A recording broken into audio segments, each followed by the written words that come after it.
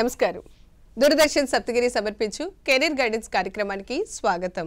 ఈనాటి కార్యక్రమంలో artificial intelligence, deep learning, real world problems ఈ అంశం గురించి చక్కటి వివరణ అందించేందుకు మనతో పాటు ఉన్నారు విషయ నిపుణులు HOD PG department of computers and applications doctor VT Ram Pavan Kumar garu. వారితో మాట్లాడి మరిన్ని వివరాలు తెలుసుకుందాం. నమస్తే సార్. నమస్తే మేడం. సార్, ఈరోజు మనం artificial intelligence, deep learning, real world problems గురించి చర్చించుకోబోతున్నాం. సార్, ముందుగా ఈ డీప్ లెర్నింగ్ అంటే ఏంటి, దీనిని ఏ విధంగా ఉపయోగించాలో తెలియజేయండి సార్. చక్కటి ప్రశ్నమ్మా. నా పేరు doctor VT Ram Pavan Kumar Malladi. KBN కాలేజీలో కంప్యూటర్స్ విభాగానికి విభాగాధిపతిగా పనిచేస్తున్నాను. సో ఆర్టిఫిషియల్ ఇంటెలిజెన్స్ మనం తెలుగులోకి తర్జుమా కనుక చేస్తే కృత్రిమమైన మేధస్సు అంటారు. సో కృత్రిమమైన మేధస్సు అంటే దాని మీనింగ్ ఏంటి అంటే మనిషి మేధస్సు ఎలా ఉంటుందో దానికి అనుగుణంగా ఇంకొక మేధస్సుని కనుక మనం తయారు చేయగలిగితే దాన్ని మనం ఆర్టిఫిషియల్ ఇంటెలిజెన్స్ అంటాం. మనకి 20 సంవత్సరాల క్రితము ఆర్టిఫిషియల్ ఇంటెలిజెన్స్ కానీ, డీప్ లెర్నింగ్ అని కానీ, మెషిన్ లెర్నింగ్ అని కానీ పదాలు మనకు అసలు వినపడేవి కావు. 20 సంవత్సరాల తర్వాత మనం కనుక చూసుకుంటే వాటి ఉపయోగాలు చాలా వరకు పెరిగినాయి. మనకి రియల్ వరల్డ్గా వచ్చే ప్రాబ్లమ్స్ ఏవైతే ఉంటాయో ఆ ప్రాబ్లమ్స్ అన్నీ కూడా మనం ఈ ఆర్టిఫిషియల్ ఇంటెలిజెన్స్ అంటే కృత్రిమమైన మేధస్సు ద్వారా మనం సాల్వ్ చేయగలుగుతున్నాం. అసలు ఈ కృత్రిమమైన మేధస్సు ఎక్కడి నుంచి వచ్చింది, దానివల్ల మనకు ఉపయోగాలు ఏంటి? మనకి ఇదివరకు వేరు రకాలలో మనకి చాలా విధాలైన ప్రాబ్లమ్స్ అనేవి మనకి ఫేస్ చేసేవాళ్ళం. ఉదాహరణ కనుక మనం తీసుకుంటే వైద్య రంగంలో కానీ, వాణిజ్య రంగంలో కానీ, వ్యాపార రంగంలో కానీ, ఇతరత్ర చాలా చోట్ల మనకి చాలా విధమైన ప్రాబ్లమ్స్ వచ్చేవి. ఆ ప్రాబ్లమ్స్ మనం సాల్వ్ చేయడానికి చాలా టైం తీసుకునేవాళ్ళం. ఈ ఆర్టిఫిషియల్ ఇంటెలిజెన్స్ వచ్చిన తర్వాత ఆ ప్రాబ్లమ్స్ అన్నిటికీ కూడా ఒక చక్కటి పరిష్కారం మనకి దొరికింది. ఎందుకు మనకి పరిష్కారం దొరికింది అంటే ఈ ఆర్టిఫిషియల్ ఇంటెలిజెన్స్ని మొత్తం 2 విభాగాలుగా విభజిస్తాము కంప్యూటర్లో. మొదటి విభాగాన్ని మనం ఏం చెప్తాము అంటే మెషిన్ లెర్నింగ్ అని చెప్తాము. రెండో విభాగాన్ని మనం డీప్ లెర్నింగ్ అని చెప్తాము. మెషిన్ లెర్నింగ్, డీప్ లెర్నింగ్ ఈ 2 సంయుక్తంగా మనం దాన్ని ఆర్టిఫిషియల్ ఇంటెలిజెన్స్ అని చెప్పి అంటాం. అంటే నేను ఏదన్నా ఒక సమస్యను కనుక మీ దగ్గర తీసుకొస్తే ఈ రెండిటి ద్వారా మనం దాన్ని సాల్వ్ చేయగలుగుతాం. ఉదాహరణకి మీరు ఒక 10 సంవత్సరాలు కానీ 20 సంవత్సరాల క్రితం కానీ మనం వాడుతున్న పరికరాలు, మొబైల్ ఫోన్స్ కానీ, స్మార్ట్ ఫోన్స్ కానీ, టీవీస్ కానీ ఏవైతే ఉన్నాయో అవన్నీ కూడా మనిషి ఆపరేట్ చేస్తేనే ఆపరేట్ అయ్యేవి. ఇప్పుడు మీరు లేటెస్ట్గా లేకపోతే ప్రజెంట్లో వస్తున్న మన ఫోన్స్ని కానీ లేదా ఏదైనా టీవీని కనుక మీరు గమనిస్తే మనిషి ఆధారిత వాయిస్ ఆర్ మనిషి ఏదైతే వాడు ఆ సందేశాన్ని ఇస్తున్నారో లేదా ఒక నిర్దేశాలను ఇస్తున్నారో ఆ నిర్దేశాలను బేస్ చేసుకొని మనకి ఆ మొబైల్ ఫోన్స్, టీవీస్ అనేవి యాక్టివేట్ అవుతున్నాయి. అవి ఎలా యాక్టివేట్ అవుతున్నాయి అంటే ఏఐ ద్వారా యాక్టివేట్ అవుతున్నాయి. ఉదాహరణకి మనం ఎవరన్నా పిలిచి వాళ్ళని మనం టైం ఎంత అని అడిగామనుకోండి, వాళ్ళు ఏం చేస్తారంటే వాళ్ళ మెదడులో మనం ఏదైతే ఒక ఇన్స్ట్రక్షన్ ఇచ్చామో ఆ ఇన్స్ట్రక్షన్ వాళ్ళ మెదడు దాకా వెళ్ళి వాళ్ళ మెదడు నుంచి రిఫ్లెక్స్ యాక్షన్స్ లాగా పాస్ అయ్యి తన చేతికున్న గడియారంలో ఉన్న వాచ్ టైంని బేస్ చేసుకొని టైం ఇంత అయింది అని మనం చెప్తాము. ఈ ప్రక్రియ మొత్తాన్ని మనం ఏఐ అని చెప్పి అంటాం. అంటే మనం ఏదైతే ఒక సిగ్నల్ పాస్ చేస్తున్నామో ఆ సిగ్నల్ని మనిషి ఎలాగైతే రిసీవ్ చేసుకోగలుగుతున్నాడో మెషిన్ కూడా అలాగే రిసీవ్ చేసుకోగలగాలి. ఉదాహరణకి నేను ఏదన్నా ఒక కొత్త మొబైల్ పరికరం కానీ ఒక మొబైల్ ఫోన్ తీసుకున్నాను అనుకోండి, ఒక చరవాణి నేను తీసుకున్నాను అనుకోండి, ఆ చరవాణికి మనం లాక్ పెట్టుకుంటాం. అంటే లాక్ అంటే ఇదివరకు ఏం చేసేవాళ్ళము అంటే మన నెంబర్స్ని బేస్ చేసుకుని సంఖ్యాశాస్త్రం ద్వారా ఒక నెంబర్స్ని బేస్ చేసుకుని మనం లాక్ పెట్టుకునేవాళ్ళం. రాను రాను మన సెక్యూరిటీని పెంచడం కోసం మనం ఏం చేసాము అంటే ఆర్టిఫిషియల్ ఇంటెలిజెన్స్ ద్వారా ఆ మొబైల్ ఫోన్లో కొన్ని రకాలైన ఆప్షన్స్ని మనం ఇచ్చాం. ఆ ఆప్షన్స్ని ఎలా మనం ఇచ్చాము అంటే మనిషి యొక్క దృష్టి ద్వారా కానీ, మనిషి యొక్క వాయిస్ ద్వారా కానీ, లేదా మనిషి యొక్క చూపు ద్వారా కానీ, లేదా మనిషి యొక్క ముఖం ద్వారా కానీ ఫోన్ యాక్టివేట్ అయ్యేట్టుగా మనం తయారు చేసాం. అలా కనుక తయారు చేస్తే దాన్ని ఆర్టిఫిషియల్ ఇంటెలిజెన్స్కి one of the major example అని చెప్తాం. దానివల్ల వచ్చే ఒక ప్రధానమైన ఉపయోగం ఏంటి అంటే మన పరికరం ఏదైతే ఉందో అది మనం చెబితే మాత్రమే పనిచేస్తుంది తప్ప ఇతరులు దాన్ని వాడలేరు. దానివల్ల మనం సెక్యూరిటీని చాలా వరకు ఇవ్వగలుగుతాం. అందులో ముఖ్యంగా మన చూపు ద్వారా ఏదైనా ఒక పరికరాన్ని కనుక మనం ఓపెన్ చేయగలిగాము అంటే అది చాలా సెక్యూర్ అన్నమాట. చూపు ద్వారా మనం ఎలా ఓపెన్ చేయగలుగుతున్నాము, మన కంటిలో ఉన్న రెటీనా తాలూకు రేస్ ఏవైతే ఉంటాయో ఆ రేస్ని ఆ పరికరంలో క్యాప్చర్ చేసుకోగలుగుతుంది. ఆ క్యాప్చర్ చేసే విధానాన్ని మనం ఆర్టిఫిషియల్ ఇంటెలిజెన్స్లో ఇమేజ్ క్యాప్చరింగ్ అంటాం. ఆ ఇమేజ్ క్యాప్చరింగ్ ద్వారా మాత్రమే ఆ పరికరం అనేది పనిచేస్తుంది. అంటే ఆ మనిషికి సంబంధించిన చూపు ఏదైతే ఉంటుందో ఆ చూపు ద్వారానే మనం ఓపెన్ చేయగలుగుతాం. మనం ఉదాహరణకి భారతదేశానికి సంబంధించి ఏదైనా ఒక పెద్ద సెక్యూరిటీ సంస్థలకు కనుక మనం వెళితే వాళ్ళ దగ్గర ఒక సిస్టమ్ ఉంటుంది. దాన్ని మనం ఏమంటాము అంటే ఒక ప్రక్రియని బయోమెట్రిక్ ప్రక్రియ అంటాం. బయోమెట్రిక్ ప్రక్రియని మన వేళ్ల ద్వారా కానీ లేదు అంటే మన చూపు ద్వారా కానీ ఇంకా బాగా మనం సెక్యూరిటీ ప్రొవైడ్ చేయాలంటే మనిషి యొక్క కర్ణరంధ్రాల ద్వారా కూడా మనం సెక్యూరిటీ ప్రొవైడ్ చేస్తాం. అంటే మనిషి యొక్క ఇయర్స్ని బేస్ చేసుకుని మన బయోమెట్రిక్ని ఓపెన్ చేస్తాం. అలా కనుక చేస్తే దాన్ని హైలీ సెక్యూర్ అంటారు. ఆ సెక్యూర్ ప్రాసెస్ని కూడా మనం ఆర్టిఫిషియల్ ఇంటెలిజెన్స్ కింద మనం పరిగణిస్తాం. సో ఉదాహరణకి వైద్య శాస్త్రం కనుక మనం తీసుకుంటే వైద్య శాస్త్రంలో ఇదివరకు మనకి 10 సంవత్సరాల క్రితం వరకు ఒక రోగి కనుక మన దగ్గరికి వస్తే ఆ రోగికి సంబంధించిన రోగం ఏంటి అని నిర్ధారించడానికి మనకి 3 నుంచి 4 సంవత్సరాలు పట్టేది. ఉదాహరణకి మనం క్యాన్సర్ లాంటి ఒక భయంకరమైన రోగాన్ని కనుక మనం తీసుకుంటే ఆ క్యాన్సర్ నిర్ధారించడానికే దాదాపు 1 సంవత్సరం దాకా పట్టేది. దానివల్ల ఏమయ్యేది అంటే మనిషి యొక్క ఇమ్యూన్ సిస్టమ్ మొత్తం కూడా చాలా వరకు తగ్గిపోయేది. ఈ ఏఐ అలాగే మెషిన్ లెర్నింగ్, డీప్ లెర్నింగ్ ద్వారా మనం ఏం చేయగలుగుతున్నాము అంటే మనిషికి సంబంధించిన క్యాన్సర్ ఏదైతే ఉంటుందో ఆ క్యాన్సర్ని మొదటి స్టేజ్ కానీ లేదా రెండో స్టేజ్లో కానీ మనం వెంటనే కనుక్కోగలుగుతాం. దానికి సంబంధించిన ప్రక్రియ, దానికి సంబంధించిన models deep learning and machine లెర్నింగ్లో చాలా వరకు వచ్చినాయి. Yes sir. సార్, ఈ మధ్య కాలంలో ఆటోమేటెడ్ రైడింగ్ అనేది చాలా బాగా వినిపిస్తుంది. ముఖ్యంగా సెల్ఫ్ డ్రైవింగ్ కార్స్ అనేవి చాలా ఎక్కువైపోయినాయి. సార్, వీటి వలన ఉపయోగాలు అయితే ఉన్నాయి, కానీ నష్టాలు కూడా ఉంటాయి కదా, వాటి గురించి తెలియజేయండి సార్. తప్పకుండా అమ్మా. మనకి సెల్ఫ్ డ్రైవింగ్ కార్స్ అనేది మన దేశంలో కొంచెం ప్రామాణిక తక్కువ ఉన్నా మనకి పక్క దేశాల్లో దానికి ప్రామాణిక చాలా ఎక్కువ ఉన్నది. ఉదాహరణకి టెస్లా. సెల్ఫ్ డ్రైవింగ్ కార్స్ అంటే ఉద్దేశం ఏంటి అంటే కార్లోనే నేను ఒక ప్రోగ్రామింగ్ కోడ్ని తయారు చేస్తాను. ఆ ప్రోగ్రామింగ్ కోడ్ ఎలా పనిచేస్తుంది అంటే కారులో ఒక జీపీఎస్ అంటే global positioning system GPS tracker ద్వారా ఆ కెమెరాని బేస్ చేసుకుని ఇమేజ్ని క్యాప్చర్ చేసుకుంటూ వస్తుంది. అంటే నా వాహనం ఏదైతే ముందుకు నడుస్తుందో నా ముందున్న వాహనాలకు ఉదాహరణకు ఒక 5 కిలోమీటర్లు లేదా 500 మీటర్ల వరకు ఇమేజ్ని క్యాప్చర్ చేసుకుంటూ వస్తుంది. దానివల్ల ఏంటి అంటే ఏదైనా సరే సెల్ఫ్ డ్రైవింగ్ కార్ కనుక మనం స్టార్ట్ చేస్తే ముందుగా ఏదన్నా వాహనం కనుక ఉంటే వాహనం ఆగటము, వాహనం ఏదీ లేకపోతే కనుక వేగాన్ని అందుకోవటము, దానికి సంబంధించిన ప్రోగ్రామింగ్ కోడ్ అంతా కూడా మనం దాన్ని నిక్షిప్తం చేసి ఉంచుతాం. ఆ నిక్షిప్తం చేసిన దాన్ని మనం సెల్ఫ్ డ్రైవింగ్ కార్స్ కింద మనం పరిగణిస్తాం. ఈ సెల్ఫ్ డ్రైవింగ్ కార్స్లో ఉన్న ఒకే ఒక్క చిక్కు ఆర్ ఇబ్బంది ఏంటి అంటే ఒకవేళ మన వాహనానికి ఎదురుకుండా కనుక ఏదన్నా వాహనం కనుక రాంగ్ పాత్లో కనుక వస్తే ఆ కారు లేదా ఆ వాహనము వచ్చే వాహనాన్ని ఢీ కొట్టడం కానీ లేదా వచ్చే వాహనాన్ని ఆపటంలో కాస్త విఫలమవుతుంది. అది తప్ప మిగతా అన్నీ కూడా సెల్ఫ్ డ్రైవింగ్ కార్స్కి విశేషమైన అడ్వాంటేజెస్ మనకు ఉన్నాయి. ఉదాహరణకి ఒక పెద్ద వ్యక్తి కారు డ్రైవ్ చేస్తున్నాడు అనుకోండి. ఆ పెద్ద వ్యక్తి కారు డ్రైవ్ చేస్తున్నప్పుడు ఉన్నట్టుండి ఆ పెద్ద వ్యక్తి కనుక ఏదైనా ఒక ఆరోగ్య సమస్య వచ్చింది అనుకోండి. ఆరోగ్య సమస్య వచ్చినప్పుడు ఇదివరకు ఏమయ్యేది అంటే డ్రైవింగ్ కనుక మనం చేయలేకపోతే దాని ద్వారా మనకి యాక్సిడెంట్స్ అనేవి జరిగేవి. ఈ సెల్ఫ్ డ్రైవింగ్ కార్స్ వల్ల ఉన్న ఒక మేజర్ అడ్వాంటేజ్ ఏంటి అంటే ఒకవేళ కనుక మనం స్టీరింగ్ కానీ లేదా కారు పరికరం కనుక మనం వాడలేకపోతే అది ఆటోమేటిక్గా మనిషి యొక్క శ్వాసని, మనిషి యొక్క క్రియల్ని డిటెక్ట్ చేసుకుని ఆ కారు తనంతట తానే ఆటోమేటిక్గా ఆగిపోతుంది. అది దాని వలన చాలా వరకు మనం యాక్సిడెంట్స్ మనం నియంత్రించవచ్చు. అలాగే ఈ సెల్ఫ్ డ్రైవింగ్ కార్స్ వల్ల ఇంకొక అడ్వాంటేజ్ ఏంటి అంటే మనం ఏదైనా ఒక పని కానీ లేదా ఏదైనా ఒక వర్క్ మీద మనం వెళ్తున్నప్పుడు ఆ డ్రైవింగ్ కార్స్ చేసుకుని కనుక మనం వెళితే ఆ పనిని కొంచెం తొందరగా మనం చేయగలుగుతాం. సో ఇది సెల్ఫ్ డ్రైవింగ్ కార్స్ అనేది ఏలో ఒక విప్లవాత్మకమైన విశ్లేషణ. Yes sir. సార్, ఇప్పుడు ఫొటోస్ కానివ్వండి, వీడియోస్, వాయిస్, వీటి రికగ్నైజేషన్ కోసం అని ఏఐ ఏ విధంగా ఉపయోగపడుతుందో తెలియజేయండి. మంచి ప్రశ్న. మన మొబైల్ పరికరాల్లో కానీ ల్యాప్టాప్లో కానీ లేకపోతే మనం వాడుతున్న కంప్యూటర్స్లో కానీ ఈ వాయిస్ రికగ్నిషన్, ఇమేజ్ రికగ్నిషన్ అనేది చాలా చాలా ఉపయోగపడుతుంది. ఉదాహరణకి మన తాతమ్మ గారిది కానీ నాయనమ్మ గారిది కానీ 25 ఏళ్ల క్రితం ఫోటో మన దగ్గర ఉందనుకోండి. ఆ ఫోటో మొత్తం కూడా బ్లర్ అయిపోయింది అనుకోండి. బ్లర్ అంటే ఉద్దేశం ఏంటంటే మొత్తం చెడిపోయింది అనుకోండి. ఆ చెడిపోయిన ఫోటోని నేను మళ్ళీ బాగు చేయాలి అంటే ఏఐలో డీప్ లెర్నింగ్ టెక్నిక్ని యూజ్ చేసి ఆ ఇమేజ్ని లేదా ఆ చిత్రాన్ని మనం బాగు చేయొచ్చు. ఉదాహరణకి ఒక వ్యక్తి కనుక ఏదైనా ఒక రోగంతో ఆసుపత్రికి వెళ్ళాడు అనుకోండి. మనకి ఇదివరకు ఏం చేసేవారు అంటే ఎక్స్రే కానీ లేదు అంటే ఎంఆర్ఐ స్కాన్ కానీ తీసి దాన్ని నిర్ధారించుకొని ఆ వ్యక్తికి సంబంధించిన రోగం ఇది అని మనం చెప్పగలుగుతాం.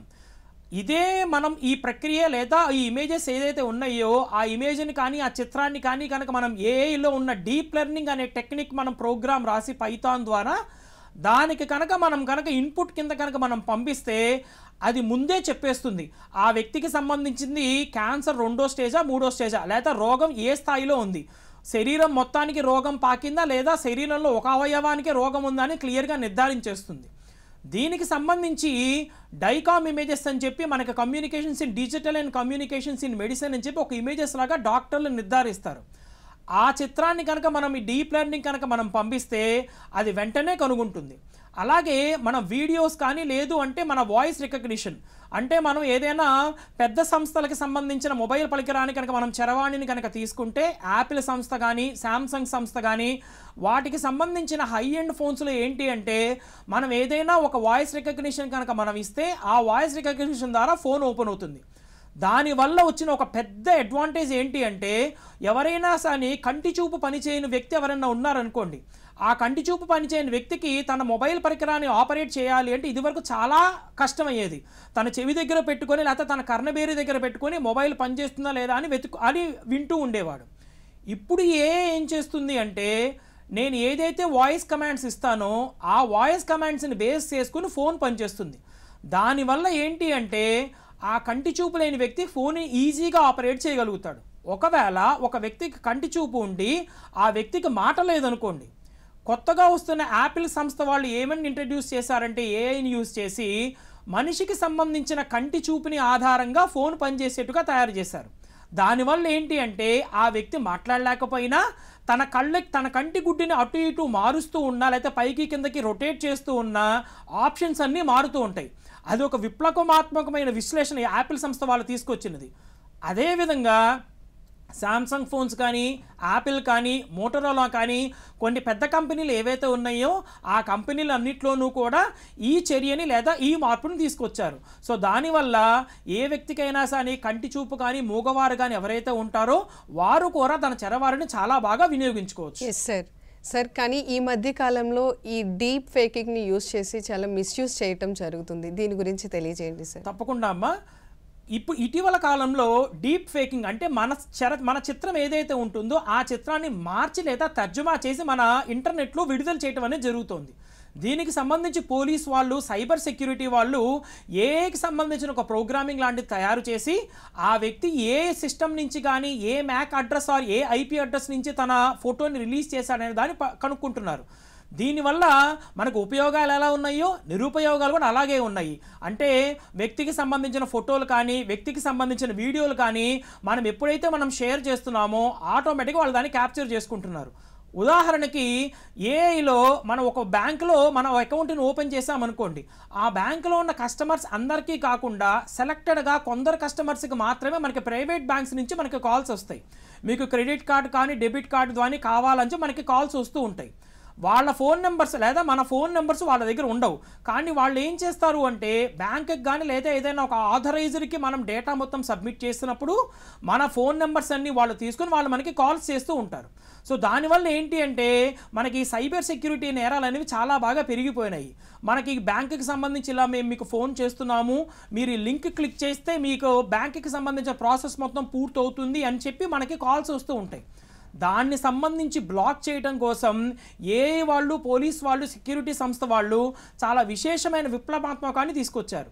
ఉదాహరణకి ఏంటి అంటే ఇప్పుడు నా ఫోన్కి ఏదైనా ఒక ఏపీకే అంటాం. ఏపీకే అంటే ఉద్దేశం ఏంటి అంటే బ్యాంకుకి సంబంధించి ఏదైనా ఒక అప్లికేషన్ నా ఫోన్లో ఉందనుకోండి, దాన్ని మనం అప్డేట్ చేయమని అడుగుతుంది. ఏ బ్యాంక్ వాళ్ళు కూడా ఫోన్ని లేకపోతే ఫోన్లో ఉన్న పరికరాన్ని లేకపోతే ఫోన్లో ఉన్న యాప్ని అప్డేట్ చేయమని మనకి ఏ విధమైన ఫోన్స్ కానీ మెసేజెస్ కానీ చేయరు.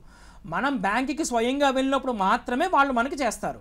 సో ఇలా ఏ అనేది ఆ సైబర్ సెక్యూరిటీ నుంచి చాలామందిని ప్రొటెక్ట్ చేస్తుంది. ఎస్ సార్ ఇప్పుడు artificial intelligence, machine learning, deep learning వీటికి సంబంధించి స్మార్ట్ అసిస్టెంట్స్ గురించి తెలియజేయండి సార్. తప్పకుండా అమ్మ.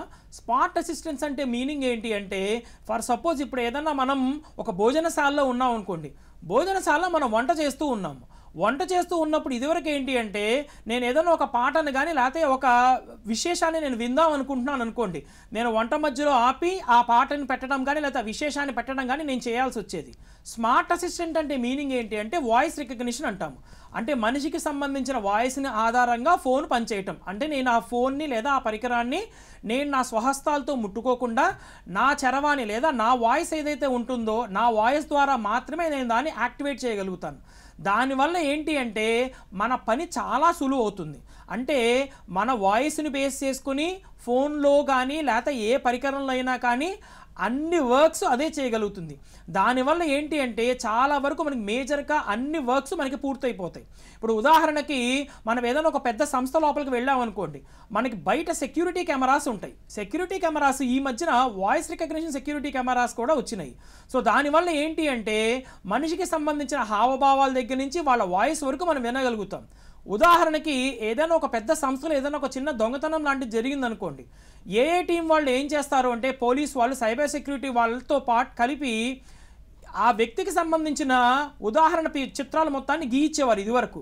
ఇప్పుడు ఏం చేసేవారు అంటే మనం ఒక సంస్థ లోపలికి మనం వెళ్ళినప్పుడు మనకి సంబంధించిన మొత్తం చిత్రాలని ఆ అనేది పొందుపరుచుకుని ఉంటుంది. సో దానివల్ల ఏంటి అంటే పోలీస్ విభాగం వాళ్ళు ఏం చెప్తారంటే ఆ వ్యక్తికి 25 సంవత్సరాలు, ఆ వ్యక్తి యొక్క హైట్ 6 అడుగులు లేదా ఆ వ్యక్తి యొక్క కలర్ ఫెయిర్ అని చెప్పారనుకోండి, ఏం చేస్తుందంటే ఆ రోజు మొత్తం మీద ఆ సంస్థ లోపలికి లేదా ఆ షాపింగ్ మాల్ లోపలికి ఎంతమంది అయితే ఆ పురుషులు స్త్రీలు వచ్చారో వాళ్ళల్లో 25 ఏళ్ళు వాళ్ళందరినీ పక్కన పెట్టేస్తుంది. సో అలా మన ఫేస్ రికగ్నిషన్ని కూడా ఈజీగా ఐడెంటిఫై చేస్తుంది. అంటే ఇదివరకు ఏం చేసేవారు అంటే మన వేలుముద్రను కూడా దొంగతనం చేసేవాళ్ళు. వేలుముద్రల బయోమెట్రిక్ దొంగతనం జరుగుతోంది కాబట్టి కంటి రెటీనాకి సంబంధించిన ఇన్ఫర్మేషన్ ఏఐ తీసుకుంటుంది. మనం ఆధార్కి సంబంధించి మనం ఏదైనా ఒక నమూనా తీసుకున్నాం అనుకోండి, ఆధార్ కేంద్రం దగ్గరికి వెళ్ళినప్పుడు మీరు కనుక గమనిస్తే మన కంటి రెటీనాని వాళ్ళ ఫోటో తీస్తారు, మన 10 వేళ్లతో పాటు కంటి రెటీనాని కూడా తీస్తారు. సో కంటి రెటీనాని మనం మార్చలేం కాబట్టి అనేది ఆ రెటీనాని యూజ్ చేసుకుని ఆ స్మార్ట్ టెక్నాలజీ ద్వారా అసిస్టెన్స్ని బేస్ చేసుకుని ఈజీగా మనం ఐడెంటిఫై చేస్తాం. పెద్ద ఫోన్స్ ఉన్నాయనుకోండి, మన కంటి చూపుని బేస్ చేసుకునే ఫోన్లు అనేవి ఓపెన్ అవుతాయి. ఆ కంటి చూపుని ఆధారంగా ఓపెన్ చేసేవి చాలా విశేషమైన పరికరం అన్నమాట. Yes sir. సార్ ఇప్పుడు బిజినెస్ అండ్ ఫినాన్స్ సర్వీసెస్కి సంబంధించి ఏఐ ఏ విధంగా ఉపయోగపడుతుందో తెలియజేయండి సార్. తప్పకుండా అమ్మ. మనం పెద్ద పెద్ద బిజినెస్లు కానీ స్టాక్ మార్కెట్ కానీ ఫినాన్స్లు కానీ కనుక మనం చూస్తే ఎవరైనా సరే ఇవాళ ఫినాన్స్ కానీ స్టాక్ మార్కెట్ కానీ తీసుకుంటే ఇవాళ ఈ కంపెనీ లేదా ఈ స్టాక్కి ఎక్కువ ఇన్వెస్ట్మెంట్ ఉంది లేదా ఈ స్టాక్కి తక్కువ ఇన్వెస్ట్మెంట్ ఉంది అని మనకు ఒక పిక్చరైజ్డ్ రిపోర్ట్ లాగా మనకు వస్తుంది. దాన్ని బేస్ చేసుకొని స్టాక్ మార్కెట్ వాళ్ళు ఏం చేస్తారంటే ఇన్వెస్ట్మెంట్స్ చేస్తూ ఉంటారు. బ్యాంకుకి సంబంధించి కూడా అంతే. ఇప్పుడు పలానా బ్యాంకులో సంవత్సరం అయిపోయిన తర్వాత ఈ బ్యాంకులో ఇంతమంది కస్టమర్స్ అకౌంట్ ఓపెన్ చేశారు, ఇంతమంది కస్టమర్స్ ఇంత అమౌంట్ డిపాజిట్ చేశారు, ఇంతమంది లాకర్స్ తీసుకున్నారు అని బ్యాంక్ వాళ్ళందరూ ఏం చేస్తారంటే ఏఐ బేస్ చేసుకున్న కొన్ని డేటా విజువలైజేషన్ టూల్స్ ఉంటాయి, దాని ద్వారా వాళ్ళకి చర్యపరుస్తూ ఉంటారు అక్కడ బ్యాంకులో పనిచేసే ఎంప్లాయీస్ అందరికీ కూడా. ఇప్పుడు ఉదాహరణ కనుక మనం తీసుకుంటే ఏఐలో ఉన్న డేటా విజువలైజేషన్ టూల్స్కి ఎగ్జాంపుల్ ఏంటంటే ట్యాబులా అండ్ పవర్ బిఐ. ఈ ట్యాబులా అండ్ పవర్ బిఐ ద్వారా మనం ఏం చేస్తాము అంటే దేశం మొత్తం మీద ఉన్న ఒక పలానా బ్యాంకుకి సంబంధించిన డేటా మొత్తం కూడా దానికి మనం ఇన్పుట్ కింద పంపిస్తాం. ఇన్పుట్ కింద పంపించినప్పుడు మనం ఏం చెప్తాము అంటే ఈ పలానా బ్యాంకులో ఎన్ని అకౌంట్స్ ఓపెన్ అయినాయి లేదా ఈ పలానా బ్యాంకులో ఎంతమంది కస్టమర్స్ యాక్టివ్లో ఉన్నారని మనం ఒక ప్రశ్న మనం ఇచ్చామనుకోండి, మొత్తం డేటా మనం ఇచ్చినప్పుడు ఆ డేటా మొత్తాన్ని సమగ్రంగా అది తీసుకొని మనకు ఒక గ్రాఫ్ రూపంలో మనకి పిక్టారికల్గా మనకి రిప్రజెంటేషన్ చేస్తుంది. That is one of the biggest advantage of AI అనమాట. ఇదివరకు ఏం చేసే వాళ్ళమంటే మనం మొత్తం కౌంట్ చేసుకోవాల్సి వచ్చేది, మాన్యువల్గా కౌంట్ చేసుకోవాలి. కాబట్టి ఇప్పుడు ఆ మాన్యువల్గా కౌంట్ చేయకుండా మెషీనే తనంతట తాను పనిచేస్తుంది. దాన్ని మనం ఏం చెప్తాము అంటే మెషిన్ లెర్నింగ్ అని చెప్తాం. ఇప్పుడు ఉదాహరణకి మనం ఏదైనా ఒక జిరాక్స్ షాప్కి వెళ్ళామనుకోండి, ఒక పేపర్ ఇచ్చి మనం జిరాక్స్ తీయమన్నాం అనుకోండి, that is an example for machine learning. అంటే మన తెలుగులోకి కనుక మనం తర్జమా చేస్తే పరికరాన్ని ఎలా పనిచేయాలో మనిషి కనుక ఏదైనా ఒక సందేశం కనుక ఇస్తే దాన్ని మనం మెషిన్ లెర్నింగ్ అంటాం. అంటే ఈ పరికరాన్ని ఈ విధంగా పనిచేయి, ఈ పరికరం ఈ విధంగా పనిచేయొద్దు అని చెప్తే దాన్ని మనం మెషిన్ లెర్నింగ్ అంటాం. ఉదాహరణకి మనం ఏదైనా ఒక మార్కెట్కి వెళ్ళామనుకోండి, ఆ మార్కెట్లో చాలా కూరగాయలు ఉంటాయి. మనం దూరం నుంచి కనుక చూస్తే మనకి గ్రీన్ కలర్లో ఉన్న గోవా కానీ లేకపోతే గ్రీన్ కలర్లో ఉన్న జాంకాయి, గ్రీన్ కలర్లో ఉన్న యాపిల్ కనుక మనం చూసామనుకోండి, దూరం నుంచి రెండు ఒకేలాగా ఉంటాయి. మనం దగ్గరికి వెళ్తే కానీ ఏది అనేది మనం అంచనా వేయలేము. మెషిన్ లెర్నింగ్లో మనం ఏం చేస్తాము అంటే మెషిన్కి ముందే మనం ట్రైన్ చేసేస్తాం. ఈ వ్యక్తి వస్తే ఇలాగా లేదా ఈ పరికరం వస్తే ఇలాగా మనం ముందే ట్రైన్ చేస్తాం. మనం ముందే ట్రైన్ చేస్తాం కాబట్టి ఆటోమేటిక్గా మనం ఏదైనా ఒక ఇమేజ్ కనుక మనం పంపిస్తే ఆ ఇమేజ్ ఏంటి అనేది క్లియర్గా మనకు కనుక్కుంటుంది. ఉదాహరణకి మెషిన్ లెర్నింగ్ మన వైద్య రంగంలో కానీ విద్యా రంగంలో కానీ చాలా బాగా వినియోగించారు. మనకి కోవిడ్కి సంబంధించిన ఆ టైంలో కనుక మీరు తీసుకుంటే చాలా వరకు కూడా మనం ఆన్లైన్ క్లాసెస్లోనే మనం పాఠాలు విన్నాం. ఈ ఆన్లైన్ క్లాసెస్ అన్నీ కూడా ఎలా జరిగినాయి అంటే because of machine learning and deep learning ద్వారానే జరిగినాయి. అంటే మనం ఏదైతే యూట్యూబ్లో కానీ లైవ్ లింక్ మనం యూజ్ చేసి ఏదన్నా ఒక సందేశం గురించి మనం చెప్తున్నాం అనుకోండి, అది మెషిన్ లెర్నింగ్ అండ్ డీప్ లెర్నింగ్కి వన్ ఆఫ్ ది ఎగ్జాంపుల్ అనమాట. అలా మెషిన్ లెర్నింగ్ మనం చాలా చోట్ల వినియోగిస్తాం. ఎస్ సార్, కానీ ఈ మధ్యకాలంలో బిజినెస్లో కానివ్వండి, ఫినాన్స్ సర్వీసెస్లో కానివ్వండి, ఎక్కువగా ఏఐని యూజ్ చేసుకొని మిస్యూజ్ చేస్తున్నారు. మరి వీటికి సంబంధించి ఎలాంటి జాగ్రత్తలు తీసుకోవాలో తెలియజేయండి సార్. తప్పకుండా అమ్మ. మనకి వాణిజ్య సంస్థల్లో కానీ లేదా బ్యాంకింగ్ సెక్టార్లో కానీ వీటికి సంబంధించి చాలా వరకు మనకు మోసాలు జరుగుతున్నాయి. అంటే బ్యాంకింగ్ ఆర్ వాణిజ్య సెక్టార్లో ఏం జరుగుతుంది అంటే మన డీటెయిల్స్ మొత్తాన్ని వాళ్ళు సేకరించుకొని వాళ్ళు మనకి కాల్స్ చేస్తూ ఉంటారనమాట. ఇలా క్రెడిట్ కార్డ్ కానీ డెబిట్ కార్డ్ కానీ లేదా మీ బ్యాంకుకి సంబంధించిన డీటెయిల్స్ అప్డేట్ చేయండి అని వాళ్ళు మనకి ఫోన్ చేస్తూ ఉంటారు. దానికి సంబంధించి నివారించడం కోసం వాళ్ళు ఏం చేశారు అంటే ఏ నెంబర్స్ నుంచి అయితే వాళ్ళు మనకి కాల్స్ చేస్తున్నారో ఆ నెంబర్స్ని వాళ్ళు స్కామ్ కింద వాళ్ళు పరిగణించేశారు అనమాట. దాన్ని మనం ఏం చెప్తాము అంటే మెషిన్ లెర్నింగ్లో క్లాసిఫికేషన్ టెక్నిక్ అంటాం. సో ఆ క్లాసిఫికేషన్ టెక్నిక్ ద్వారా ఏం చేస్తున్నారు అంటే స్పామ్ నుంచి కానీ లేదా మోసపూరిత వ్యాపారస్తులు కానీ లేదా మోసపూరిత వ్యక్తుల నుంచి కనుక మనకి ఏదన్నా ఒక కాల్స్ లాంటివి వస్తే స్కామ్ అని ముందే అలర్ట్ చేస్తున్నారు. దానివల్ల ఏంటి అంటే చాలా వరకు ఈ మోసాలు నివారించగలుగుతాము. సో ఈ మెషిన్ లెర్నింగ్ ఆర్ ఏఐని యూజ్ చేసి మనకి ఎన్ని అడ్వాంటేజెస్ చెప్తున్నామో దానికి సమతుల్యంగా అన్ని డిసడ్వాంటేజెస్ కూడా ఉన్నాయి, నిరుపయోగాలు అనమాట. దాన్ని కనుక మనం చక్కగా కనుక వాడుకుంటే మన దేశం అనేది చాలా వరకు ముందుకెళ్తుంది. మనం పట్టణాల్లో కానీ లేదా గ్రామీణాల్లో కనుక మనం తీసుకుంటే ఇదివరకు గ్రామీణాల్లో దీనికి సంబంధించిన మోసాలు చాలా వరకు జరిగేవి.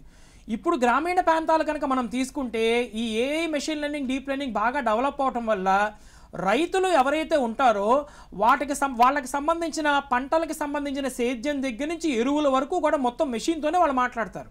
అంటే మెషిన్ ఏమని చెప్తుందంటే వాళ్ళ ముందు ఒక పరికరం పెడతారు.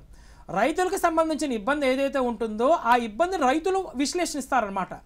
ఆ విశ్లేషణని బేస్ చేసుకొని మెషిన్ లెర్నింగ్ ఏంటంటే వాళ్ళకి కొన్ని సలహాలు ఇస్తూ ఉంటుంది. ఆ సలహాని పరిగణనలోకి తీసుకొని రైతులందరూ ఏం చేస్తున్నారంటే వాళ్ళ పొలాలకు సంబంధించి సాగుని దిగుమతి లేదా ఎగుమతి చేసుకుంటూ ఉన్నారు. దీనివల్ల రైతులందరూ కూడా చాలా వరకు లాభపడుతున్నారు. ఇదివరకు రైతులను చాలా వరకు మోసం చేసేవాళ్ళు ఇప్పుడు ఆ మోసాల నుంచి చాలా వరకు బయటపడిపోతున్నారు. దాన్ని మనం తెలుగులో మనం ఇంగ్లీష్లో మనం ఏమంటామంటే అసిస్టెన్స్ అని చెప్పంటాం. అంటే చాట్ బోట్ అసిస్టెన్స్ అంటాం. చాట్ బోట్ అసిస్టెంట్ అంటే మీనింగ్ ఏంటి అంటే ఏ పరికరము లేకుండా మనం ఏదన్నా ఒక పరికరంతో కనుక మనం మాట్లాడితే వ్యక్తి లేకుండా పరికరం పనిచేయటం అనమాట. అంటే మనం ఏదన్నా ఒక ఇన్పుట్ లాంటిది అనేది ఒక మెసేజ్ లాంటిది మనం ఇచ్చామనుకోండి, ఆ మెసేజ్కి తగ్గట్టుగా అది మనకి విశ్లేషణ ఇస్తూ ఉంటుందన్నమాట. దాన్ని బేస్ చేసుకుని మనకు వచ్చిన ప్రాబ్లమ్ని మనం సాల్వ్ చేసుకోగలుగుతాం. ఎస్ సార్, ప్రతి ఒక్కరికి కూడా సోషల్ మీడియా అకౌంట్స్ ఉంటాయి. కానీ ఈ మధ్యకాలంలో ఏఐని యూజ్ చేసుకొని సోషల్ మీడియా అకౌంట్స్ని హ్యాకింగ్ చేస్తున్నారు. ఇలా హ్యాకింగ్ జరగకుండా మన సోషల్ మీడియా అకౌంట్స్ని ఏ విధంగా సెక్యూర్ చేసుకోవాలో తెలియజేయండి సార్. తప్పకుండా అమ్మ. మనం సోషల్ మీడియాకి సంబంధించి మనం ఏదైనా ఒక లాగిన్ చేస్తున్నప్పుడు లేకపోతే ఒక ఫేస్బుక్ కానీ వాట్సాప్ కానీ ఇన్స్టాగ్రామ్ కానీ లేదా మన జీమెయిల్ కానీ ఇవన్నీ కూడా ఆర్టిఫిషియల్ ఇంటెలిజెన్స్ కిందే వస్తాయి. దానిలో మరీ ముఖ్యంగా డీప్ లెర్నింగ్ కింద వస్తాయి. వీటిల్లో ఏం చేస్తున్నారు అంటే స్కామర్స్ కానీ లేకపోతే ఎవరైనా సరే మోసపూరిత వాళ్ళు ఏం చేస్తున్నారు అంటే మనం ఏ సిస్టమ్ నుంచి లేకపోతే మనం ఏ డివైస్ నుంచి లాగిన్ అవుతున్నామో ఆ డివైస్కి సంబంధించిన ఐపీ అడ్రస్ని వాళ్ళు హ్యాక్ చేయగలుగుతున్నారు. అందుకని మనం ఏం చేస్తాము అంటే మనం లాగిన్ చేసి లాగౌట్ చేసినప్పుడు మన డేటా మొత్తాన్ని మనం డిలీట్ చేసేస్తాం. డేటా మొత్తాన్ని క్యాషీలోంచి డిలీట్ చేసేసి సెషన్స్ని కూడా మనం లాగౌట్ చేస్తే తప్ప వీటి నుంచి మనం బయటపడలేం. చాలా వరకు ఈ మోసాలు ఎక్కడైతే జరుగుతున్నాయో ఐపీ అడ్రస్ ద్వారా మాత్రమే జరుగుతున్నాయి. దానికి సంబంధించి AI machine learning deep learning ఏం చేస్తుంది అంటే అడ్వాన్స్డ్ పైథాన్ని యూజ్ చేసుకొని జాంగో అనే ఒక ప్రోగ్రామింగ్ లాంగ్వేజ్ ద్వారా వెబ్సైట్ని తయారు చేయడం మొదలుపెట్టింది. ఆ జాంగో అనే ప్రోగ్రామింగ్ లాంగ్వేజ్ ద్వారా నేను వెబ్సైట్స్ని కనుక తయారు చేస్తే దానిలో మనం ఏం చేస్తామంటే సిఎస్ఆర్ఎఫ్ టోకెన్ అనే ఒక పరికరాన్ని మనం యూజ్ చేస్తాం. దానివల్ల ఏంటి అంటే మన వెబ్ పేజ్ ఏదైతే ఉంటుందో ఆ వెబ్ పేజ్ కనుక ఒకవేళ ఫిషింగ్ కానీ హ్యాకింగ్కి కానీ గురైతే మనకి పైన ఒక రెడ్ కలర్ సిగ్నల్ లాంటిది మనకి ఇచ్చేస్తుంది. సో దాన్ని చూసి మనం ఆ వెబ్సైట్లో కానీ లేకపోతే ఆ సైట్లో మనం లాగిన్ అవ్వచ్చా లేదా అనేది ఇట్టే మనం కనుక్కోవచ్చు. ఇది మన అడ్వాన్స్డ్ పైథాన్, జాంగో కానీ ఫ్లాస్క్ అనే ప్రోగ్రామింగ్ లాంగ్వేజెస్ ద్వారా మనం చేయగలుగుతాం. ఇది చాలా చాలా ఉపయోగపడుతుంది అన్నమాట. దీన్ని యూజ్ చేసుకుని ఇప్పుడు లేటెస్ట్గా మనకి అన్ని అప్లికేషన్స్ తయారు చేస్తున్నారు. అందుకనే మీరు ఫోన్ యూజ్ చేసినప్పుడు మనం ఏవైతే ఫస్ట్ మనం ఫోన్ కొన్నప్పుడు యాప్స్ మనం ఇన్స్టాల్ చేసామో ఆ యాప్స్ని ప్రతి 3 నెలలకి 2 నెలలకి ఒకసారి అప్డేట్ చేయమని అడుగుతుంది. అప్డేట్ చేయడంలో ఉన్న ప్రధాన ఉద్దేశం అది, అంటే మన డేటాని సెక్యూరిటీగా ఉంచడం అన్నమాట. అలా డేటాని మనం సెక్యూరిటీగా ఉంచాలి అంటే ఈ డీప్ లెర్నింగ్ మనం దేంతో సమతుల్యం చేయాలి అంటే క్లౌడ్ కంప్యూటింగ్తో మనం సమతుల్యం చేయాలి. క్లౌడ్ కంప్యూటింగ్తో కనుక మనం సమతుల్యం కనుక చేయగలిగితే మన డేటా మొత్తాన్ని ఒక థర్డ్ పార్టీ సర్వర్లో సేవ్ చేయగలుగుతాం. మనకి కావాల్సినప్పుడు డేటాను మనం రిట్రీవ్ చేసుకుంటాము, అక్కలేనప్పుడు డేటాను మనం పంపించేస్తాం. అలా కనుక చేస్తే దాన్ని మనం క్లౌడ్ కంప్యూటింగ్ అంటాం. ఈ క్లౌడ్ కంప్యూటింగ్ ద్వారా ఒక హ్యాష్ కీ లాంటి జనరేట్ చేసి యూనిక్ హ్యాష్ కీ అనమాట, దాని ద్వారా నా డేటా మొత్తాన్ని సెక్యూర్ చేసేస్తాను. ఇప్పుడు ఉదాహరణకి మీరు ఇన్స్టాగ్రామ్ వాడుతున్నారు అనుకోండి, ఇన్స్టాగ్రామ్ సంబంధించిన మన ఫీడ్స్ కానీ మన చిత్రాలు కానీ మన వీడియోస్ కానీ మనం సేవ్ చేసుకుంటాం మన సిస్టంలో. అలాగే ఇన్స్టాగ్రామ్ సంబంధించిన బ్యాక్ అండ్ సర్వర్లో కూడా వాటిని మనం సేవ్ చేస్తాము. ఒకవేళ హ్యాకింగ్కి సంబంధించిన వాళ్ళు ఎవరన్నా కానీ మన ఇన్స్టాగ్రామ్ అకౌంట్స్ని కనుక హ్యాక్ చేశారనుకోండి, మనకి ఇట్టే మన ఫోన్లో ఉన్న జీమెయిల్కి కానీ లేదా మన మొబైల్ ఫోన్కి కానీ మీ అకౌంట్ అనేది హ్యాక్ చేయబడింది అనేది మెసేజ్ వచ్చేస్తుంది. అలా వాళ్ళు ఎలా చేయగలుగుతున్నారు అంటే ఏలో ఉన్న ఈ జాంగో లాంగ్వేజ్ కానీ ఫ్లాక్స్ ప్రోగ్రామింగ్ లాంగ్వేజ్ ద్వారా నేను దాన్ని ఇంటిగ్రేట్ చేయగలుగుతాను అనమాట. దాన్ని మనం ఇంటిగ్రేట్ చేయగలిగితే మొత్తం 4 రకాలైన ప్రోగ్రామింగ్ టెక్నిక్స్ మనం అక్కడ వాడతాము ఆ వెబ్సైట్స్ని మనం తయారు చేయడానికి. దాన్ని మనం ఏం చెప్తాము అంటే మెర్న్ స్టాక్ అంటాం. అంటే MongoDB, express JS, node JS, react JS, ఈ 4టిని యూజ్ చేసుకుని మనం ఏదైనా ఒక వెబ్సైట్ని కనుక మనం తయారు చేసామనుకోండి, ఆ వెబ్సైట్ చాలా సెక్యూర్గా ఉంటుంది. దాని ద్వారా మనం ఏదైనా ఒక హ్యాకింగ్ కనుక జరిగితే మనకి ఇట్టే మెసేజ్ వచ్చేస్తుంది. ఇప్పుడు మీరు ఉదాహరణకి ఇన్స్టాగ్రామ్ కానీ వాట్సాప్ కానీ తీసుకున్నారనుకోండి, ఏదైనా కొత్త విశేషాలు కనుక మనం చూడాలనుకోండి డేటాను మనం రిఫ్రెష్ చేస్తాం. అలా రిఫ్రెష్ చేయడానికి మనకి మ్యాక్సిమం 20 సెకండ్లు కూడా పట్టదు. అంటే దేశం నలుమూలలా జరుగుతున్న విషయాలన్నీ కూడా నీ ఫోన్లోకి రావాలి అంటే 10 సెకండ్లో వచ్చేస్తుంది. ఆ 10 సెకండ్లో వచ్చిన డేటా మొత్తంలో నువ్వు ఏదన్నా ఒక డేటాని కనుక నువ్వు సేవ్ చేసుకుంటే ఎంతవరకు అయినా ఇన్స్టాగ్రామ్లో మనం సేవ్ చేసుకోగలుగుతాం.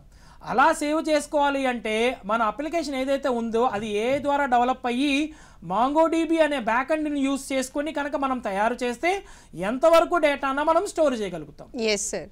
సార్, ఆర్టిఫిషియల్ ఇంటెలిజెన్స్ని ఉపయోగించుకొని లాంగ్వేజ్ ట్రాన్స్లేషన్ ఏ విధంగా చేయొచ్చో తెలియజేయండి సార్. తప్పకుండా అమ్మ. ఇదివరకు ఏంటి అంటే నాకు ఒక భాష మాత్రమే వచ్చు, నాకు ఇంకొక భాష రాదు. ఉదాహరణకి నాకు తెలుగు, ఇంగ్లీష్ మాత్రమే వచ్చు, నాకు హిందీ భాష రాదు. ఒకవేళ నేను ఏదన్నా వేరే రాష్ట్రానికి కానీ వేరే ప్రదేశానికి నేను వెళ్ళాను అనుకోండి, అక్కడ అందరూ హిందీ మాట్లాడే వాళ్ళే ఉన్నారనుకోండి, నేను అక్కడ చాలా వరకు ఇబ్బందులు ఫేస్ చేయాల్సి వచ్చేది. దాన్ని ఎలా సాల్వ్ చేసింది అంటే యూజింగ్ గూగుల్ ట్రాన్స్లేట్ లేదా ట్రాన్స్లేట్ ద్వారా సాల్వ్ చేసింది. ఎలా దాన్ని నివారించింది అంటే నేను ఏదైతే అవతల వ్యక్తికి చెప్దాం అనుకుంటున్నానో దానికి సంబంధించిన మెసేజ్ నేను దానికి వాయిస్ ద్వారా కానీ లేదా టెక్స్ట్ ద్వారా కానీ నేను ఏఐకి పంపిస్తాను. ఏం చేస్తుందంటే తర్జమా, ట్రాన్స్లేషన్, సో దాన్ని తర్జమా చేస్తుంది అనమాట. అంటే మనం ఏదైతే భాష చెప్పామో ఆ భాషని మనకి కావాల్సిన భాషలో మారుస్తుంది. ఆ భాషలో మార్చిన తర్వాత మనం ఆ వ్యక్తికి కనుక మనం చూపించినా లేదా ఆ వ్యక్తికి మనం వినిపించినా ఆ పరిస్థితి మనకి సాల్వ్ అయ్యేది. ఇది చాలా వరకు మనకు ఉపయోగాలు ఉన్నాయన్నమాట.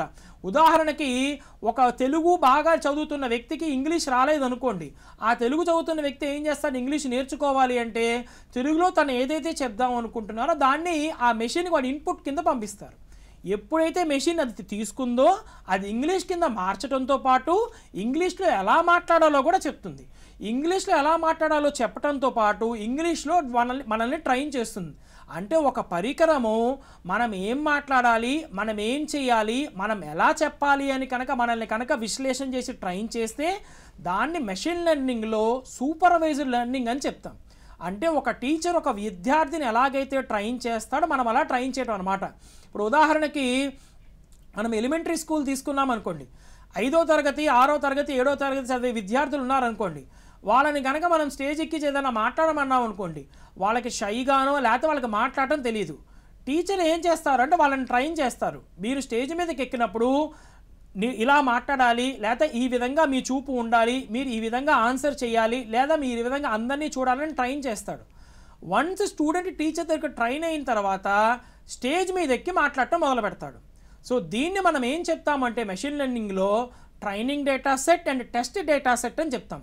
అంటే ట్రైనింగ్, నేను ఏదైనా ఒక డేటాని తీసుకొని దాన్ని నేను ట్రైన్ చేస్తాను. నేను ట్రైన్ చేసిన తర్వాత నేను దాన్ని టెస్ట్ చేస్తాను, అంటే ఇది పని చేస్తుందా లేదా. ఇలా మెషిన్ లెర్నింగ్లో నేను ఒక పరికరాన్ని కనుక తయారు చేస్తే ఫస్ట్ నేను దాన్ని ట్రైన్ చేస్తాను.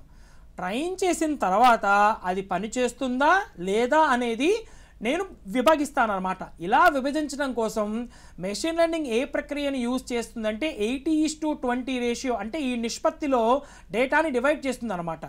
దాని ద్వారా గూగుల్ ట్రాన్స్లేట్లు కూడా అంతే.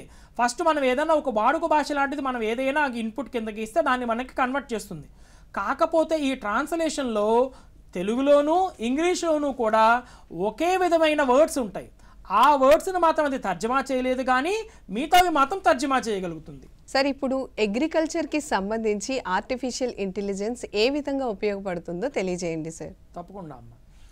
ఈ వ్యవసాయంలో మనకి ఆర్టిఫిషియల్ ఇంటెలిజెన్స్ అనేది ఎలా ఉపయోగపడుతుందంటే దాన్ని మనం ఫస్ట్ అనుసంధానం చేయాలి.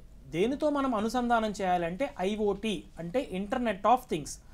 ఉదాహరణకి ఒక 10-15 ఏళ్ల క్రితం ఒక రైతు తన పంటలో ఏదన్నా ఒక పిచ్చికారి లాంటిది చేయాలి అంటే ఒక డివైజ్ని కానీ లేకపోతే తన స్వహస్తాలతో ఆ పిచ్చికారి చేస్తూ ఉండేవాడు. దానివల్ల ఏమైందంటే రైతుకి చాలా వరకు అనారోగ్య సమస్యలు వచ్చేవి. అండ్ అలాగే ఆ పొలం మొత్తం కూడా పిచ్చికారీ చేయడానికి కొన్ని రోజులు పట్టేది. ఏం చేసిందంటే IoTతో అనుసంధానం చేయటం ద్వారా డ్రోన్ కెమెరా అనేది మొదలుపెట్టింది. ఈ డ్రోన్ ద్వారా మనం ఏం చేస్తాము అంటే మన పొలాల్లో కానీ అగ్రికల్చర్లో ఎక్కడెక్కడైతే మనం పెస్టిసైడ్స్ని మొత్తం ఇవ్వాలో ఆ పెస్టిసైడ్స్ మొత్తాన్ని అదే డ్రాప్ చేసి వస్తుంది. అంతేకాకుండా మన పొలాల్లో కనుక ఏదైనా ఒక పురుగులున్నా లేకపోతే పొలాల్లో ఏదైనా ఒక అభ్యంతరాలు ఉన్నా ఆ అభ్యంతరాలను మొత్తాన్ని కూడా అది చిత్రీకరించుకుని మన దగ్గరికి తీసుకొస్తుంది. దాని ద్వారా ఏంటి అంటే పొలంలో మనం సాగు చేయడం చాలా తేలిక. మన పొలాల్లో ఎక్కడైతే మనకి ఇబ్బందులు ఉన్నాయో ఆ ఇబ్బందులు మొత్తం కూడా మనం ఈజీగా ఐడెంటిఫై చేయొచ్చు. అంటే ఉదాహరణకు ఒక 100 ఎకరాల పొలం ఉందనుకోండి, 100 ఎకరాల పొలం మొత్తాన్ని కూడా రైతు పెస్టిసైడ్స్ మొత్తం డెలివర్ చేయాలన్నా అయితే పెస్టిసైడ్స్ మొత్తం ఇవ్వాలి అన్నా లేదా ఏదైనా ఒక పంట కనుక సరిగ్గా లేదనుకోండి ఆ పంటని కోయాలన్నా వెతుక్కుంటూ వెళ్లాల్సి వచ్చేది. ఇప్పుడు అనేది ఈ ఇంటర్నెట్ ఆఫ్ థింగ్స్తో అనుసంధానం చేయటం ద్వారా రైతు దగ్గరికి కొన్ని చిత్రాలు వచ్చేస్తాయి. ఆ చిత్రాల్లో ఏంటి అంటే తన పొలంలో ఎక్కడైతే చెడుకు సంబంధించిన బ్యాక్టీరియా కానీ లేదా చెడుకు సంబంధించిన పురుగులు కానీ ఉన్నాయనుకోండి వాటన్నిటిని కూడా ఈజీగా తీసేయగలుగుతాడు. అంతేకాకుండా మనకి సాయిల్లో అంటే మన మట్టి ఎలా ఉంటుంది, ఆ మట్టిలో అసలు ఏ విధమైన మనం పంటను వేయగలుగుతాము, ఆ పంట వేస్తే అసలు అది సాగు పడుతుందా లేదా, ఇదివరకు ఇది తెలిసేది కాదు. ఇప్పుడు ద్వారా ఏం చేస్తున్నాము అంటే ఆ మట్టికి సంబంధించిన సాంద్రత, ఆ మట్టిలో ఎటువంటి పంటలు మనం వేయచ్చు అనేది ఈజీగా రైతు కనుక్కోగలుగుతాడు. ఇది ఏఐలో చాలా చాలా వరకు కూడా రైతులు వినియోగించుకుంటున్నారమ్మా. Yes sir. సార్, ఈ మధ్య కాలంలో అడ్వర్టైజ్మెంట్స్ అనేవి ఏఐని యూజ్ చేసుకుని చాలా ఎక్కువగా వస్తున్నాయి సార్. దీనికి సంబంధించి గల ఉపయోగాలు మరియు నష్టాల గురించి తెలియజేయండి సార్. తప్పకుండా అమ్మా. ఏవైతే మనకి వాణిజ్య ప్రకటనలు కానీ లేకపోతే ప్రకటనలు ఏవైతే వస్తున్నాయో ఇదివరకు రాకముందు వరకు ఏం చేసేవారు అంటే ఆ ప్రకటనలు ఇవ్వాలి అంటే దాదాపు కొన్ని 100 రోజులు పట్టేది. ఇప్పుడు ద్వారా మనం ఏం చేస్తున్నాము అంటే మనకి ఏదైతే కావాలో దానికి సంబంధించిన ఇన్పుట్ని మనం ఏకి ఇచ్చేస్తున్నాము. ఏం చేస్తుందంటే అగ్మెంటెడ్ రియాలిటీ లేదా వర్చువల్ ప్రాసెసింగ్ అంటాం దాన్ని. అగ్మెంటెడ్ రియాలిటీ అంటే మీనింగ్ ఏంటి అంటే మనం మన చలనచిత్రాలు కనుక మనం తీసుకుంటే భారీ బడ్జెట్తో వచ్చే చలనచిత్రాల్లో కొన్ని ఏం చేస్తారు అంటే VFX అని వాడతారు. అంటే విజువల్ ఎఫెక్ట్స్ అనమాట. అంటే మనిషి లేకపోయినా మనిషి అక్కడ ఉండి తన క్రియని చేసే విధంగా కనుక మనం తయారు చేస్తే దాన్ని మనం VFX అంటాం. ఈ VFX అనేది ఏదైతే మనకి చలనచిత్రాల్లో చూస్తున్నామో అదే మనం ప్రకటనలలో కూడా చూస్తున్నాము. అంటే మనిషికి సంబంధించిన మొత్తం పిక్చర్ని ఏకి కనుక మనం ఇన్పుట్ కింద కనుక మనం పంపిస్తే ఆ మనిషి నడుస్తున్నట్టు, ఆ మనిషి మాట్లాడుతున్నట్టు లేదా ఆ మనిషి ఆ క్రియను చేస్తున్నట్టు కూడా తయారు చేస్తుంది. ఇదే చాలా వరకు నష్టం అన్నమాట. అంటే మనం లేకుండానే మనం చేస్తున్నట్టుగా చూపించటం. దీనికి సంబంధించిన కాంట్రాస్ట్ మనం అడ్వాంటేజెస్ కనుక తీసుకుంటే కనుక వ్యక్తికి సంబంధించిన చాలా వరకు వర్క్ మనకి తగ్గిపోతుంది. వ్యక్తి ఆ పరికరానికి నాకు ఈ విధంగా పని చేయాలి అని కనుక మనం చెప్తే అనేది ఆ విధంగా పనిచేస్తుంది. దాన్ని మనం ఇంకొక ఉదాహరణ కనుక మనం తీసుకుంటే ఏలోనే మనం తరచుగా వినే పేరు ఏంటంటే రోబోటిక్స్ అని మనం వింటాం. రోబోటిక్స్ అంటే మీనింగ్ ఏంటంటే ఒక రోబోట్ని మనం తయారు చేస్తాము.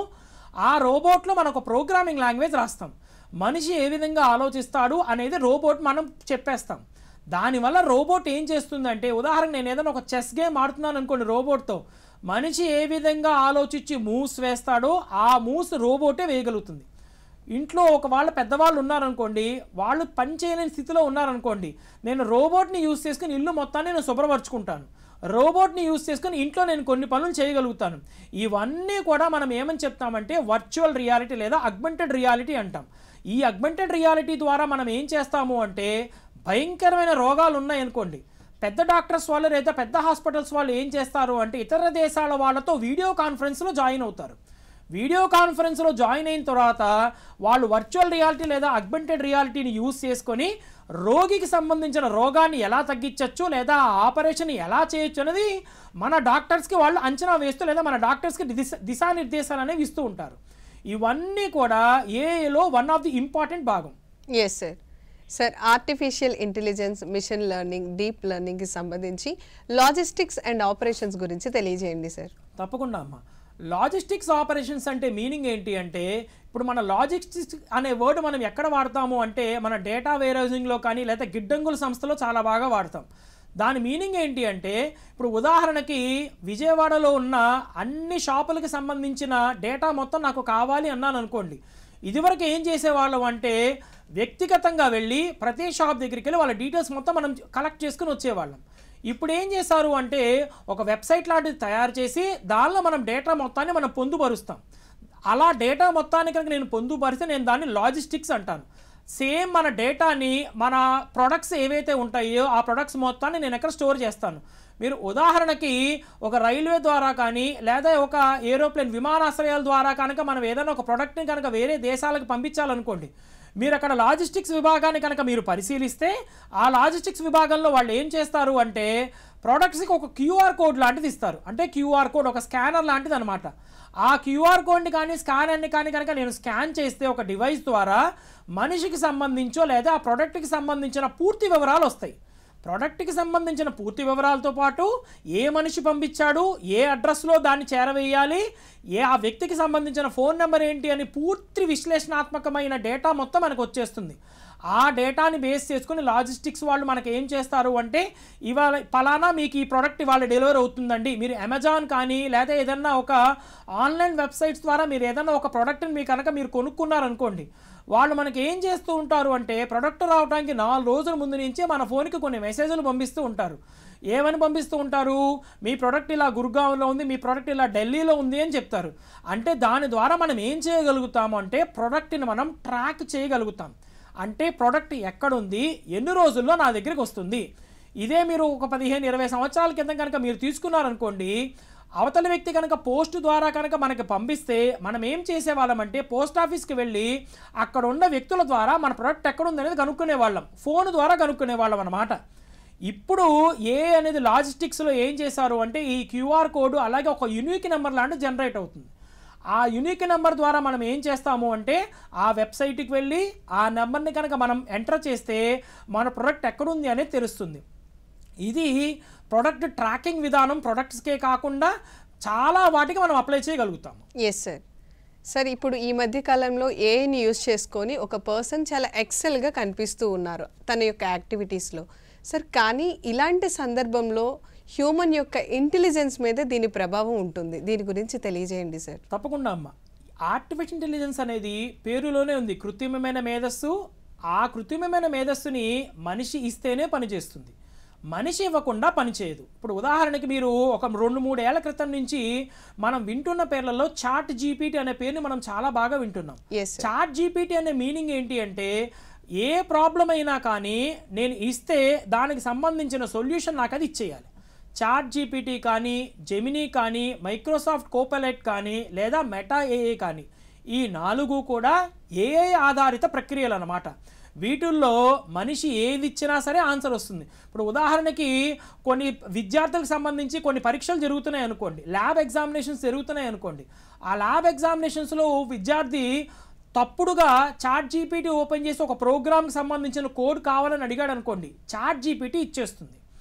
దీనిలో ఉన్న మేజర్ డ్రాబ్యాక్ అది. అంటే హ్యూమన్కి సంబంధించిన ఇంట్రాక్షన్ని తగ్గించేసి మెషిన్కి సంబంధించిన ఇంట్రాక్షన్ని పెంచటం అన్నమాట.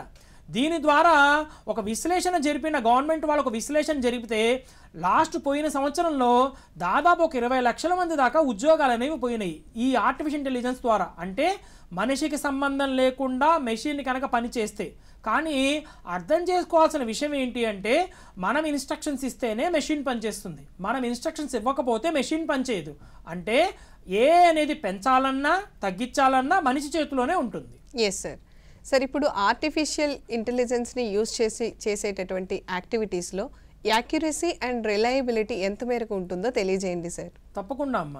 మనం ఏని యూజ్ చేసి ఒక ప్రొడక్ట్ కానీ లేదా ఒక వెబ్సైట్ కానీ లేదా ఒక పరికరాన్ని కనుక నేను తయారు చేశాను అనుకోండి, నేను training data set, test data set కింద డివైడ్ చేస్తాం. అంటే ఇదివరకే నేను మీకు చెప్పాను 80% to 20% కానీ లేదా 60% to 40% కానీ డివైడ్ చేసుకుంటాం అన్నమాట. అలా డివైడ్ చేసి ఒక పరికరాన్ని మార్కెట్లో విడుదల చేయకముందే 60% ఫస్ట్ అది పరీక్షిస్తుంది అనమాట, కరెక్ట్గా పనిచేస్తుందా లేదా అనేది. అంటే ఒక 60 మంది వ్యక్తుల మీద పనిచేస్తుందా లేదో పరీక్షిస్తుంది అనమాట. దాని ద్వారా అప్పుడు టెస్ట్ డేటాని పంపిస్తుంది. సో దీని ద్వారా మనం యాక్యురసీ అనేది 100% లేకపోయినా 90 నుంచి 98% వరకు మనం యాక్యురసీని తీసుకురాగలం. ఈ ఏని యూజ్ చేసేసి మనం ఇమేజెస్ కానీ లేదా వీడియోస్ కానీ ఆడియో క్లిప్పింగ్స్ కానీ లేకపోతే ఏదైనా సైబర్ క్రైమ్ కానీ లేదా వైద్య వాణిజ్య రంగాల్లో ఈ యాక్యురసీ కనుక మనం తీసుకుంటే 90 నుంచి 98% వరకు మాత్రమే యాక్యురసీ వస్తుంది. ఇప్పుడు ఉదాహరణకి ఒక పేద విద్యార్థి ఉన్నాడు అనుకోండి, ఆ పేద విద్యార్థి దగ్గర డబ్బులు లేవనుకోండి, ఆ పేద విద్యార్థి ఏదైనా ఒక ఎగ్జామినేషన్ ప్రభుత్వం సంబంధించిన ఎగ్జామినేషన్ కనుక క్రాక్ చేయాలనుకోండి, మనం చాలా వరకు న్యూస్ మనం చూస్తూ ఉంటాం. పేద విద్యార్థి పొద్దున్నుంచి సాయంత్రం వరకు ఎక్కడన్నా ఒక వాణిజ్య సంస్థలో పనిచేసి సాయంత్రం పూట ఏని యూజ్ చేసుకుని క్లాసులు వింటూ ఉంటాడు, యూట్యూబ్ని యూజ్ చేసుకుని క్లాసులు వింటూ ఉంటాడు. దానిలో వాళ్ళు ఏం చెప్తారు అంటే ఇదివరకు వచ్చిన ప్రశ్నలు రాబోయే ప్రశ్నలు ఈ విధంగా ఉంటాయి, ప్రశ్నలు కనుక ఇలా వస్తే మీరు ఈ విధంగా పరీక్షించి లేకపోతే ఈ విధంగా మీరు సాల్వ్ చేయాలి లేదా పరిష్కరించాలి అని చెప్తుంది. దాన్ని బేస్ చేసుకుని ఉపయోగపడిన విద్యార్థులు కోట్లల్లో ఉన్నారు. సో అనేది విద్యార్థి తగ్గటానికి లేదా విద్యార్థి మెరుగుపడటానికి కూడా ఉపయోగపడుతుంది. Yes sir. సార్, ఇప్పుడు కొన్ని దేశాలలో ఆర్టిఫిషియల్ ఇంటెలిజెన్స్ అనేది లేబర్ ఫోర్స్ని రీప్లేస్ చేస్తుంది, హ్యూమన్ యాక్టివిటీస్ అన్నీ కూడా ఆర్టిఫిషియల్ ఇంటెలిజెన్స్ చేస్తుంది. మరి ఈ సందర్భంలో అన్ఎంప్లాయ్మెంట్ అనేది పెరిగిపోతూ ఉంటుంది. దీనిని ఏ విధంగా పరిగణించాలో తెలియజేయండి సార్. తప్పకుండా అమ్మ. ఇదివరకు వేరే దేశాల్లో ఏంటి అంటే అన్ఎంప్లాయ్మెంట్ అనేది చాలా వరకు పెరిగిపోయినది.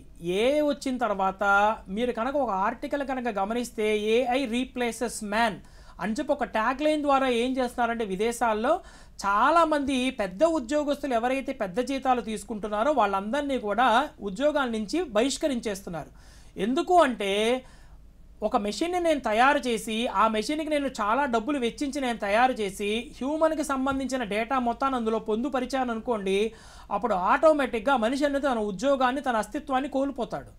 అందుకని మన భారతదేశంలో ఏం చేశారు అంటే చాట్ జీపీటీ మీరు సాఫ్ట్వేర్ కంపెనీలు కనుక మీరు తీసుకుంటే కనుక చాలా వరకు సాఫ్ట్వేర్ కంపెనీలు ఏం చేశారంటే ఈ చాట్ జీపీటీ కానీ లేదా మైక్రోసాఫ్ట్ కోపైలట్ కానీ వాళ్ళు వాటిని నిర్ధారించేసి లేదా వాటిని ఏం చేశారు అంటే నిరాకరించేశారనమాట.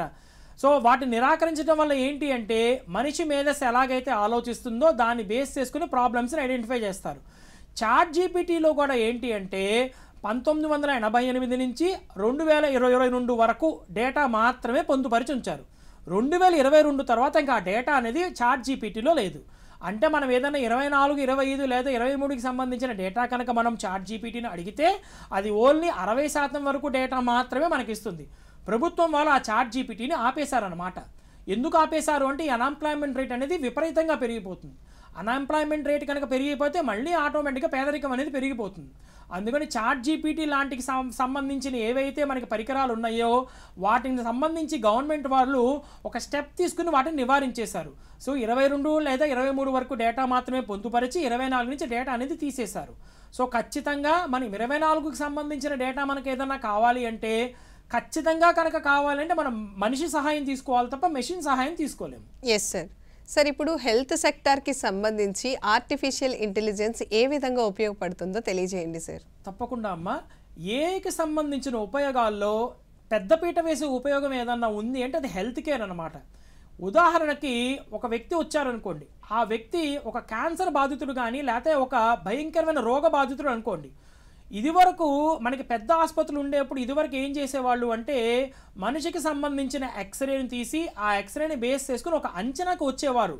ఆ అంచనాకు వచ్చిన తర్వాత కొన్ని ఏళ్ల తర్వాత మీకు ఈ రోగం నిర్ధారించబడింది అని చెప్పి రోగికి చెప్పేవాళ్ళు. ఇప్పుడు ఫర్ సపోజ్ క్యాన్సర్ తీసుకున్నాం అనుకోండి, మనం 4 స్టేజ్ల కింద విభజిస్తాం క్యాన్సర్ని. ఒకవేళ క్యాన్సర్ కనుక మొదటి 2 స్టేజుల్లో కనుక మీరు గుర్తిస్తే క్యాన్సర్ని నివారించవచ్చు అని చెప్పి ప్రతి ఆసుపత్రిలోనూ ఉంటుంది. ఎలా నివారించవచ్చు అంటే ఆర్టిఫిషియల్ ఇంటెలిజెన్స్లో డీప్ లెర్నింగ్ అనే ఒక ప్రక్రియ ద్వారా దాన్ని మనం నివారిస్తాం. ఎలా మనం నివారిస్తాం? దానిలో కూడా డీప్ లెర్నింగ్ని మనం చాలా విభాగాల కింద విభజిస్తాం. డీప్ లెర్నింగ్లో కొన్ని మెథడ్స్ ఉంటాయి. ఉదాహరణకి కన్వల్యూషనల్ న్యూరల్ నెట్వర్క్స్ అంటే దాన్ని మనం CNN అంటాం, RNN రికరెంట్ న్యూరల్ నెట్వర్క్స్, అలాగే ట్రాన్స్ఫర్ లెర్నింగ్. ఈ మూడిటి ద్వారా ఏ రోగాన్నైనా మనం కనుక్కోవచ్చు. ఆ రోగం అనేది ఏ స్థాయిలో ఉందో కూడా మనం కనుక్కోవచ్చు. అంటే క్యాన్సర్ కనుక 3rd స్టేజ్లో ఉన్న పేషెంట్ వచ్చాడు అనుకోండి, ఆ పేషెంట్కి ఎక్కడైతే క్యాన్సర్ అంటే బోన్ క్యాన్సర్ కానీ, లంగ్ క్యాన్సర్ కానీ, ప్యాంక్రియాటిక్ క్యాన్సర్ కానీ, కొలన్ క్యాన్సర్ కానీ, లేదా రెక్టల్ క్యాన్సర్ కానీ, బ్రెస్ట్ క్యాన్సర్ కానీ, లంగ్ క్యాన్సర్ కానీ, బ్రెయిన్ ట్యూమర్ కానీ, ఇలా రకరకాల క్యాన్సర్స్. ప్యాంక్రియాటిక్ క్యాన్సర్ అనేది చాలా చాలా క్లిష్టతరమైన క్యాన్సర్. అది ఆ క్యాన్సర్ని కనుగొనడంలో కూడా డీప్ లెర్నింగ్ చాలా బాగా ఉపయోగపడుతుంది. ఎందుకు అంటే వ్యక్తి ఆసుపత్రికి చేరగానే వ్యక్తికి సంబంధించిన క్యాన్సర్కి సంబంధించిన గడ్డ ఎక్కడైతే ఉంటుందో ఆ క్యాన్సర్కి సంబంధించిన రీజియన్ని మనం MRI ద్వారా మనం ఫోటోలు తీస్తాం. ఆ ఫోటో తీసిన దాన్ని మనం ఏమని పిలుస్తామంటే డైకామ్ ఇమేజ్ అంటాం, digital communication image in medicine అని చెప్పి అంటాం. ఇదివరకు మనకి డాక్టర్లు వైద్య రంగంలో ఉండేవాళ్ళు ఏం చేసేవారంటే ఆ ఇమేజెస్ని వేరే దేశాలకు కానీ లేకపోతే వేరే రాష్ట్రాలకు కానీ పంపించేవాళ్ళు. అక్కడున్న పరికరం ద్వారా అది కనుగొనేది అనమాట. క్యాన్సర్ ఎక్కడ దాకా వచ్చింది, ఏ రీజన్లో ఉంది అని కనుగొనేది. ఇప్పుడు లేటెస్ట్ డీప్ లెర్నింగ్ ద్వారా మనం ఏం చేస్తాము అంటే పైథాన్ యూస్ చేసి మనం ప్రోగ్రామింగ్ రాసి దానిలో మనం ఏమి యూస్ చేస్తాము అంటే న్యూరల్ నెట్వర్క్స్ అనే ఒక ప్రక్రియను మనం యూస్ చేస్తాం. ఆ న్యూరల్ నెట్వర్క్స్ టెన్సార్ఫ్లో ద్వారా మనం ఏం చేస్తాము అంటే వ్యక్తికి సంబంధించిన చిత్రం కనుక దానికి మనం ఇన్పుట్ కింద మనం పంపిస్తే ఆ ఏ రీజియన్లో క్యాన్సర్ ఉంది, ఎక్కడ దాకా క్యాన్సర్ ఉంది, క్యాన్సర్ ఏ ఏ పరికరాలకి లేకపోతే ఏ ఆర్గాన్స్కి పాస్ అయింది, ఆ క్యాన్సర్ వచ్చిన వ్యక్తి ఎన్నేళ్ళు బతకగలడు, ఏ స్టేజ్లో ఉన్న క్యాన్సరు, ఆ క్యాన్సర్ని మనం నివారించాలి అంటే ఏం చేయాలి, ఎక్కడ దాకా ఆ క్యాన్సర్ అనేది పాకింది అనేది కూడా చెప్పేస్తుంది. For suppose first convolution neural networks కనుక మనం తీసుకుంటే వ్యక్తికి సంబంధించిన ఇమేజ్ని కరెక్ట్ అంటే యాక్యురేట్గా కనుక మనం పంపిస్తే అది కరెక్ట్గా కనుక్కుంటుంది. ఒకవేళ మనం క్యాన్సర్ వచ్చిన పేషెంట్ డాక్టర్ గారి దగ్గరికి వెళ్ళారనుకోండి, డాక్టర్ గారు మనల్ని ఏమడుగుతారు అంటే మీ వంశపారంపర్యంగా క్యాన్సర్ ఎవరికన్నా ఉందా అని అడుగుతారు. దాన్ని మనం వైద్యశాస్త్రంలో ఏమని అంటామంటే జినోమిక్స్ అంటాం, సీక్వెన్సింగ్ అంటాం. అంటే జినోమిక్స్ DNAని బేస్ చేసుకుని కూడా క్యాన్సర్ వస్తుంది కాబట్టి జినోమిక్స్ అంటాం. ఒకవేళ DNA బేస్ చేయకుండా కనుక క్యాన్సర్ని కనుక మనం కనుక్కోవాలి అంటే CNN మనం వాడాలి. అంటే ఏదైతే చిత్రాన్ని నువ్వు ఇన్పుట్ కింద పంపిస్తున్నావో ఆ చిత్రం అనేది మారకూడదు, రొటేట్ అవ్వకూడదు, లేదా చిత్రం అనేది టిల్ట్ అవ్వకూడదు. టిల్ట్ అంటే రివర్స్ అనమాట. టిల్ట్ అవ్వకుండా కనుక ఉంటే CNN కనుక్కుంటుంది. ఒకవేళ ఇమేజ్ టిల్ట్ అయినా రివర్స్ అయినా అనీవెన్గా కనుక ఇమేజ్ ఉన్నా అంటే అభ్యంతరకరంగా కనుక ఇమేజ్ కనుక ఉంటే అప్పుడు RNN అనే టెక్నిక్ని వాడతాం, అంటే రికరెంట్ న్యూరల్ నెట్వర్క్స్ అనే టెక్నిక్ని వాడతాం. RNN ద్వారా ఒక వ్యక్తిలో జినామిక్స్కి సంబంధించి కానీ DNAకి సంబంధించి కానీ క్యాన్సర్ కనుక ఉంటే ఆ సీక్వెన్స్ని బేస్ చేసుకుని మీకు కూడా క్యాన్సర్ రాబోతుంది అని ముందే మనం కనుక్కోవచ్చు. ఆ మెషిన్ అనేది అలా కనుక్కుంటుంది. సో పెద్ద పెద్ద మనకి ఆసుపత్రుల్లో ఆ డివైజెస్లో ఈ ప్రోగ్రామింగ్ లాంగ్వేజ్ని ఆల్రెడీ పొందుపరిచే ఉన్నారు. సో డాక్టర్ని దాన్ని బేస్ చేసుకుని కనుక్కుంటారు. Yes sir. Sir in general ఏ ఫీల్డ్లో అయినా సరే ఒక పర్సన్ని ఇంకొక పర్సన్ కాంపిటీషన్గా పరిగణిస్తాం సార్. కానీ ఇప్పుడు ఉన్నటువంటి రియల్ వరల్డ్లో ఒక పర్సన్కి అనేది కాంపిటీషన్ అయిపోతుంది.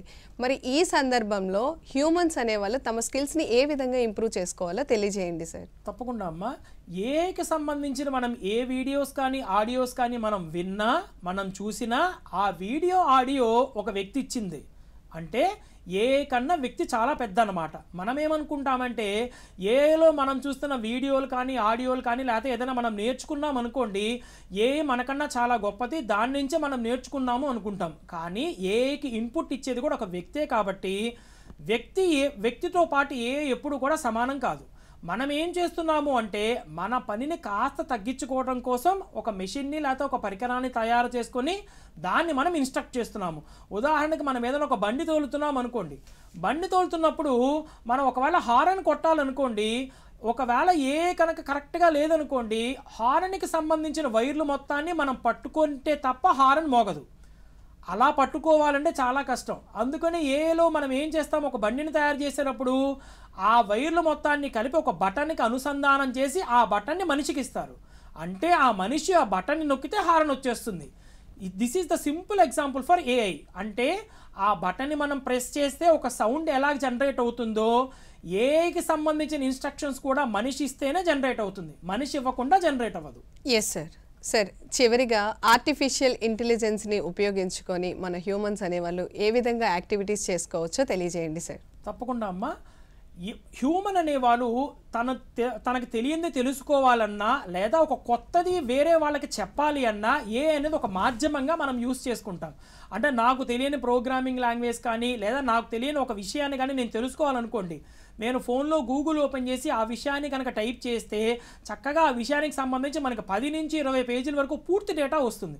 ఉదాహరణకి మనం ఒక క్రికెటర్ సచిన్ టెండూల్కర్ అని పేరు ఇచ్చామనుకోండి, టెండూల్కర్ గారికి సంబంధించిన పూర్తి వివరాలు, లాస్ట్ మ్యాచ్ ఎప్పుడు పుట్టారు, ఎన్ని సెంచరీస్ కొట్టారు, భారతదేశానికి ఏ విధంగా వన్నె తీసుకొచ్చారనేది మొత్తం విశ్లేషణ మనకి ఇచ్చేస్తుంది.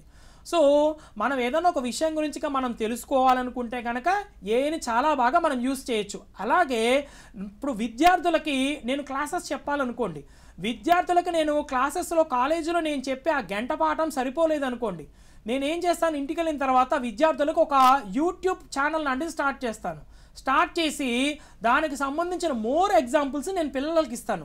దాని ద్వారా ఏంటి అంటే పిల్లలు క్లాస్ రూమ్ ఎన్విరాన్మెంట్ నుంచి బయటకు వచ్చి రియల్ వరల్డ్లో ఎలా మనం సాల్వ్ చేయొచ్చు, రియల్ వరల్డ్లో ఏ విధంగా మనం యూస్ చేయొచ్చు, లేదా రియల్ వరల్డ్లో మనం దాన్ని ఎలా వాడచ్చు అనేది పిల్లలు అనేది ఈజీగా కనుక్కోగలుగుతారు.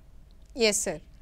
సార్, ప్రేక్షకులు తరపున మేము అడిగిన ప్రశ్నలకు చాలా చక్కటి సమాధానాలు తెలియజేసి ఆర్టిఫిషియల్ ఇంటెలిజెన్స్ గురించి పూర్తి అవగాహన కల్పించారు డాక్టర్ పవన్ కుమార్ గారు.